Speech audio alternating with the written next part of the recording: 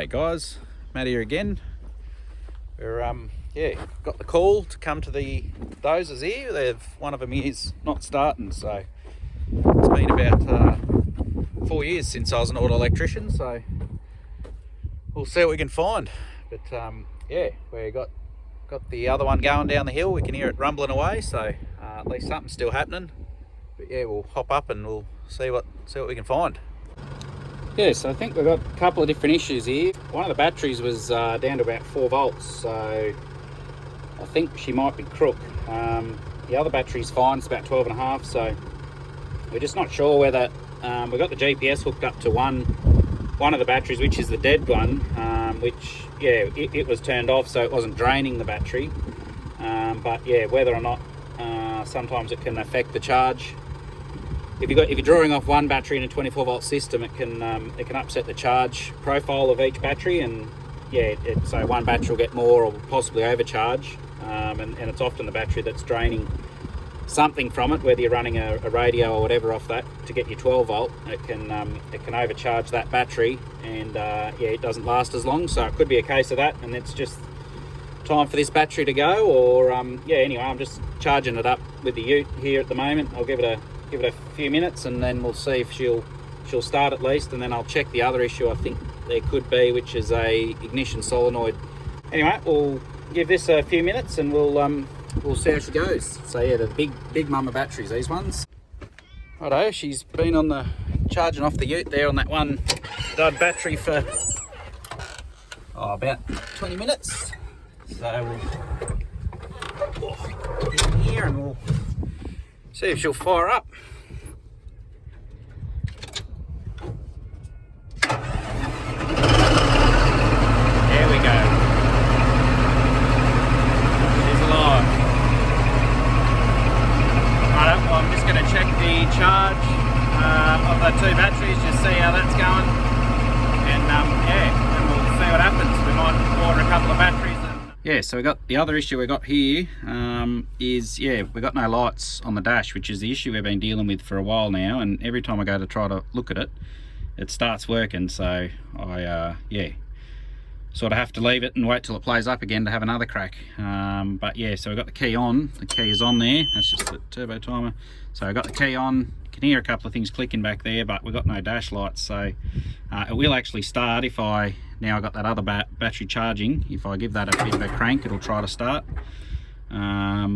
So that side of things is all right, but yeah, just these dash lights. So I'll have to pull her out and have a look.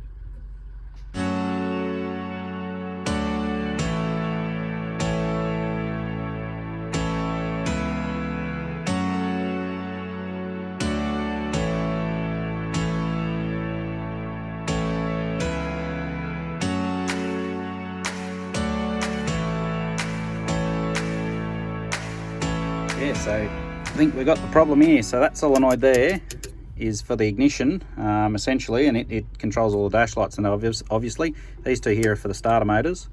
But yes, so we got main battery power going in. We got ignition feed going in from the key, and we've got I've tested that earth there. That's fine. So we're not getting any power there. If I bridge out the two main terminals, we can hear a click, and you can see the lights are flashing there. So I think we've got a dud solenoid. So that might have been the intermittent problem that we've been battling with for a little while with it. So yeah, hopefully it's that. Yeah, so while we're here guys, we'll have a look at that's the little hell hole we call it. So you pull out the floor, and that's all your drivetrain down there, hydraulic pumps and all that sort of stuff. So yes, that's the main hydraulic. That's the main hydraulic hose there, or a couple of hoses there. So yeah, they're about 5 inches in diameter, so some big mamas. And yeah, we've got the torque converter there, and then your drive shaft back down there goes right to the back. The transmission's at the back. So so aircon compressor, and yeah, a few of those bits and bobs are down there as well. So yeah, it's actually not too bad when you have to get down in there to do something. At least you can fit and you're not all twisted around. So yeah, it's not actually too bad.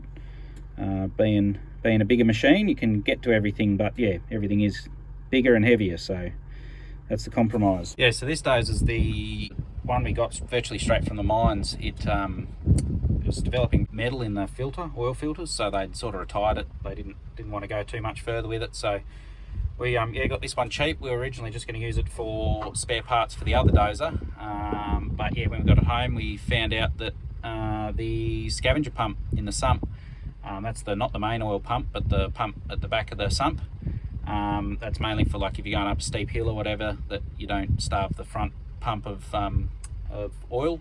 So it had sort of broken off and was just sitting in the sump, and so a bit of metal from that had gone through obviously, but hadn't done too much damage. We just a couple of gears I think we replaced, and and the scavenger pump, we just got a second in one of them, and she's been running well ever since really. The next morning got our bits and pieces, got the 2 batteries and the solenoid for the ignition, and we're going to fit them up.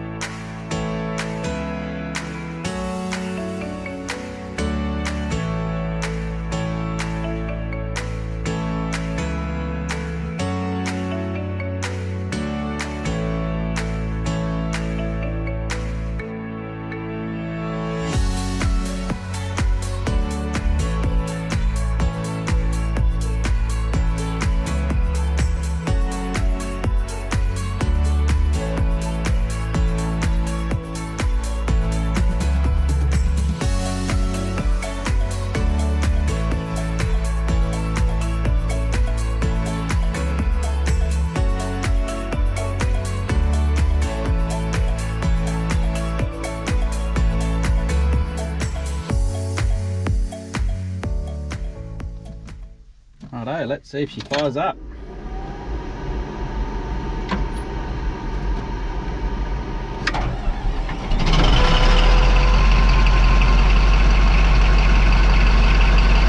Righto, I think we're all just about done here. I'm just going to check the charge rate, make sure both batteries are charging equally.